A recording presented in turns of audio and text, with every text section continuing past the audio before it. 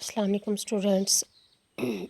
आज हम स्टार्ट करने जा रहे हैं एक्सरसाइज 1.3 जिसका क्वेश्चन नंबर 1 है जो हम सॉल्व करेंगे आज, जिसमें दिया गया है कि which of the following matrices are conformable for addition. क्या वो कह रहे हैं कि नीचे जो दर्ज झैल मैट्रिसेस दिए गए हैं हमारे पास A B C D E F, इनमें से कौन कौन से मैट्रिसेस हैं जिनको हम ऐड कर सकते हैं, जिनको हम जमा कर सकते हैं। ठीक है जी। क्या वो कह रहे हैं कि नीचे जितने भी मैट्रिसेस दिए गए हैं आर कंफर्मेबल फॉर एडिशन, कौन कौन से हैं जिनको हम आपस में ऐड कर सकते हैं। तो ऐड करने के लिए भी एक असूल होगा हमारे पास, जिसे हम देख लेते हैं पिछली डेफिनेशंस की तरह। पिछले एक्सरसाइजेज में भी हमने यही मालूम किया था कि जो भी हम क्वेश्चन सॉल्व करते थे उसके मुताबिक हम जो है उसकी डेफिनेशन को इस्तेमाल करते थे, समझते थे, तो उसके बाद ही हम वो क्वेश्चन सॉल्व कर पाते थे। इसी तरह से हम जो है आज क्वेश्चन नंबर 1 जो है वो एक्सरसाइज 1.3 का भी हम सॉल्व करेंगे। हम देखेंगे कि एडिशन कौन सी मैट्रिसेस का की जो होती है वो कंफर्मेबल होती है।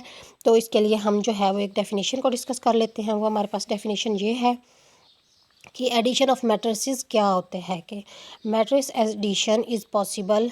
मैट्रिक्स की एडिशन जो है वो मुमकिन है ओनली, सिर्फ और सिर्फ if the order of the given matrices are the same. ठीक है जी। सारा जो है हमारा कॉन्सेप्ट इस डेफिनेशन में मुकम्मल हो जाता है कि दो मैट्रिसेस की जो है एडिशन वो कब मुमकिन है, जब उनका ऑर्डर आपस में बिल्कुल सेम हो। ऑर्डर जो है उन्होंने पिछले एक्सरसाइज में अच्छे तरीके से समझ लिया था कि ऑर्डर क्या होता है। तो क्या कह रहे हैं वो कि दो मैट्रिसेस जो हैं जैसे कि A B C D E F, इनमें से कोई भी दो जो है वो आपस में तब ऐड होंगी जब उनका ऑर्डर जो है वो सेम होगा। तो आइए हम देख लेते हैं कि कौन कौन से मैट्रिसेस का जो है आपस में ऑर्डर सेम है। हम ऑर्डर लिख लेंगे और उसको आपस में जो है वो मैच कर लेंगे कि कौन कौन सी मैट्रिसेस को हम जो है वो ऐड कर सकते हैं। हमने ऐड करना नहीं है, सिर्फ हमने बताना है कि कौन कौन सी मैट्रिसेस जो है वो ऐड हो सकती हैं। ठीक है जी। तो हम यहाँ से स्टार्ट करेंगे कि जो है मैट्रिक्स ए, इसका ऑर्डर हम देख लेते हैं कि क्या है। 1 और ये 2, 2 रोज़ 1 2 कॉलम्स, तो इसका ऑर्डर क्या है 2/2। ठीक है जी।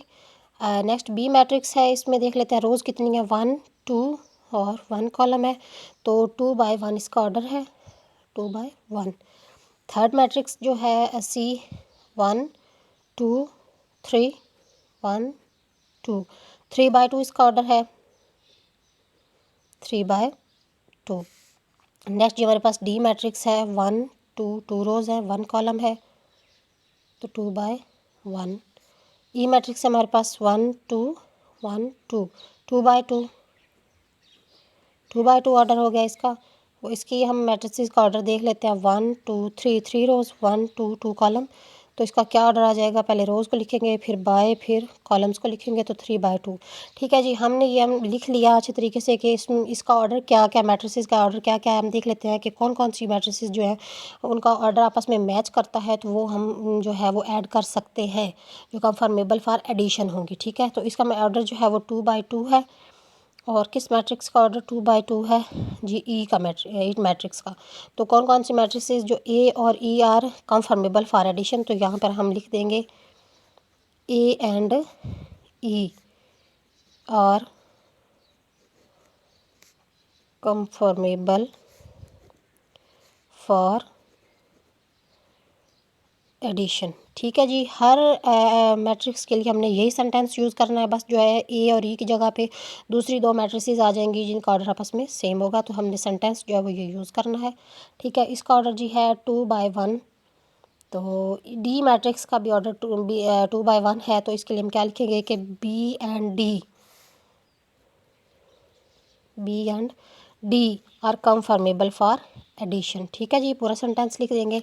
नेक्स्ट जी हमारे पास ये भी हो गया, ए और ई हमारे पास हो गया। नेक्स्ट जी बी और डी हमारे पास हो गया। ठीक है। नेक्स्ट जी 3/2 सी एंड एफ, तो हम क्या लिख देंगे C and F are conformable for addition. ठीक है जी। उम्मीद करती हूँ कि आपको अच्छे तरीके से समझ में आ गया होगा। तो होप सो आप इसे जो है वो ट्राई कीजिएगा। अपने हैंड से जो भी क्वेश्चन करते हैं उसकी समझ में आती है। इस तरह सुनने से बिल्कुल भी समझ आ तो जाती है, लेकिन जब तक आप इसे अपने हाथ से प्रोसीड नहीं करेंगे तब तक ये आपको अच्छे तरीके से समझ में नहीं आएगा। जज़ाकिल्लाह। चैनल को सब्सक्राइब कर दीजिएगा। अल्लाह हाफिज़।